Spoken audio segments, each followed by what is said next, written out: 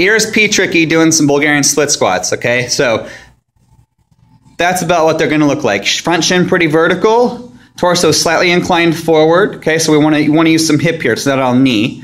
You'll notice he can stop now for a second. You notice that step is just a 12-inch step. That's plenty for most of our clients. The McCurdy study that most people cite on Bulgarian split squats use a 12-inch step.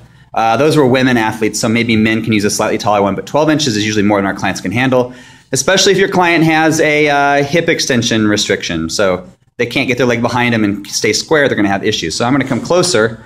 So the one other thing I see a lot of times is, so I'm going to come so I can see Patrick's knee angle actually. The front leg is, go ahead and do one with your hip flying out, Patrick. So let your back, so set up wrong. So tilt your, there you go. Okay, so that's exaggerating it, but try to do one, a little bit of one without being too stupid. Okay, he compensates because he's flexible. Okay, so my point is your knees should point across your midline, basically.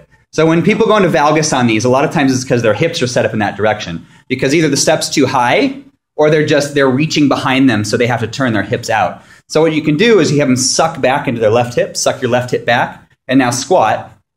And Patrick's got a nice alignment, much better alignment there, okay? So if you have a client, you're having problems getting to do this correctly, check how high the step is. If their hips are not flexible, if they can't extend, they're going to have problems. And then check their alignment. So the pelvis should basically be square to the front of the step.